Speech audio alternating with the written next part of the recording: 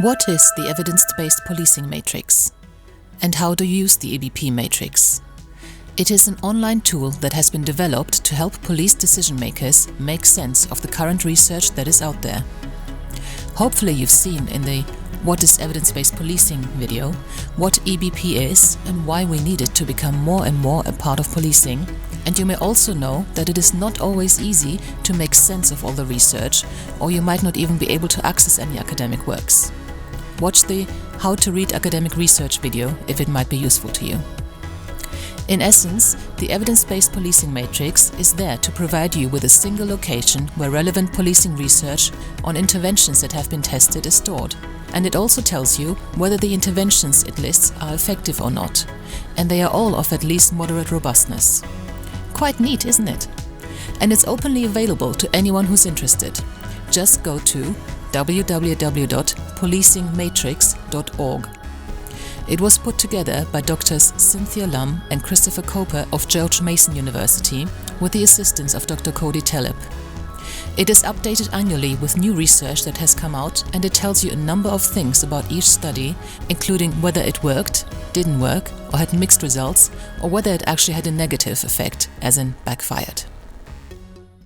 Effectiveness. The matrix allows you to see very quickly how effective an intervention was. A black circle means the study was effective, as in it worked. A grey circle means it had mixed effects, and a clear circle means it had no effect, meaning it didn't work. Now, the red triangle means it actually had a negative effect, which means it backfired and made things worse. Don't be tempted to think that these are failed experiments. They are just as useful as those that find that something worked really well, as they can inform us of what we should stop doing. If we had not found out that the Scared Straight program actually causes youngsters to become more involved in crime, we might still think it's a good idea.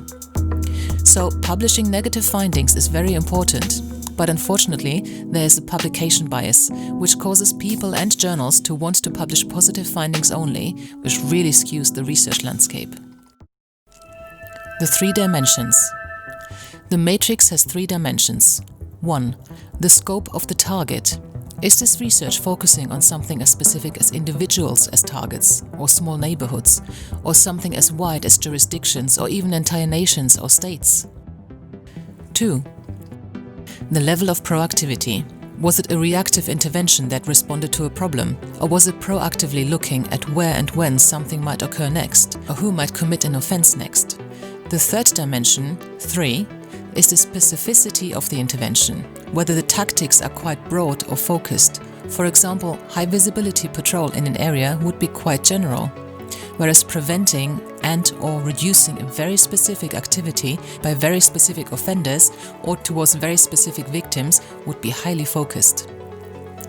Not only does the matrix allow you to look at these studies individually, but its aligning of these studies along those dimensions, which make the matrix look a little bit like 6 folder boxes sitting next to each other, allow you to make some generalizations.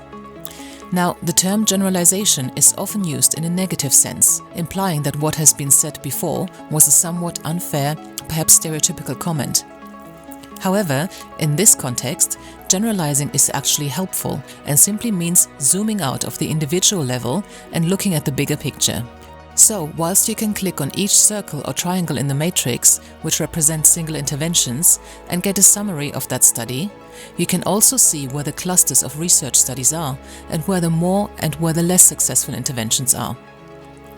So, let's have a closer look at this matrix. The x-axis goes from individuals to nations or states as the target of the interventions. So the further left anywhere in the matrix the study is, the more individually targeted it is. The y-axis lists very broad tactics at the bottom, going up to very focused ones at the top. This is not in relation to the target, but to the tactics and goals, for example. And the z-axis, which adds the 3-dimensionality, denotes how proactive an intervention was. The further in the front, i.e. towards you, the person looking at the screen, it is, the more reactive the intervention was. For example, the national task force that was set up in 2011 in the UK to tackle metal theft, as mentioned by the College of Policing's Nick Pohl in his interview on Futures Analysis. That operation was in direct response to a problem that had been going on and causing a lot of economic damage. So that was responsive.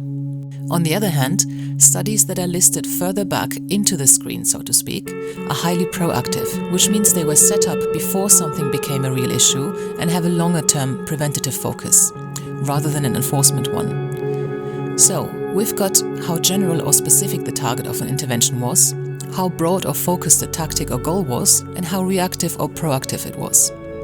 Working with these 3 dimensions, you can see that the studies cluster in certain areas across the 3 dimensions. So now that you know what the 3 dimensions are and how effective each of the studies shown is, we can look at extracting these generalizations that make it easier to understand in broad terms and in a big picture kind of way what tends to work and what does not. For example, we can see that there are ineffective studies clustered in the slab that focuses on individuals. These interventions are proactive and very focused in terms of crime types, for example. There are no studies with black dots, those that have a positive effect, in that corner. There is a complete mix of studies in the general tactics bit that is focusing on individuals, but reactive. When you look at the studies by clicking on Enlarge, you see they are mainly concerned with domestic abuse and focus on offenders.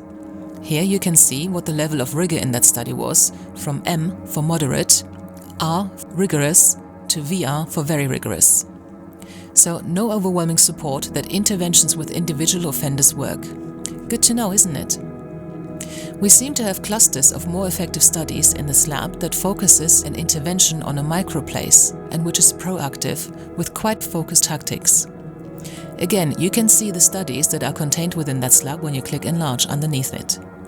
You will see that they tend to be about problem-oriented policing, hotspots and targeted police presence. So these kind of interventions tend to work.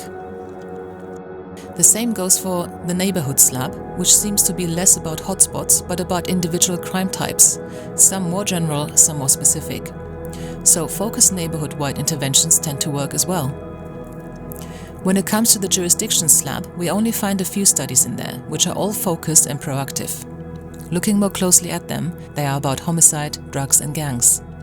So focused interventions on a jurisdiction level seem to work as well. So how can you use these generalizations? Well, you now know that interventions focusing on individuals are not very promising, but those that deal with a specific microplace or neighborhood are, and more so if they are either proactive or highly proactive, looking at early risk factors, such that focus on preventing long-term risks, such as police after-school programs for juveniles, and using past problems to create a pattern to address immediate problems. So the Matrix does 5 things for you. 1. It is a receptacle for police interventions that have already been tested that might be relevant to you. 2. It shows you whether these interventions worked or not. 3. It shows you how robust the research was. The more robust it was, the more believable its results are. The less robust it was, the greater the need for it to be replicated with a stronger research design. 4. It helps you to get a generalized, big-picture view of what kind of intervention, focus or target tends to work the most. 5. By looking at individual slabs, you might get ideas for interventions you might want to try out yourself in your force. So go ahead and have a look and let me know how you get on with it. Thank you for watching. I hope you found this content useful. You can get access to each episode's transcript with key learning points, timestamps and references if you get yourself onto my mailing list. Just go to the main website on policesciencedoctor.com, and on the bottom of each page you will find a sign-up form for notifications of new content. Just enter your first name, your preferred email address and the type of organization you work for. You will not get any spam. This is just for me to let you know about new content and for you to get access to all the transcripts.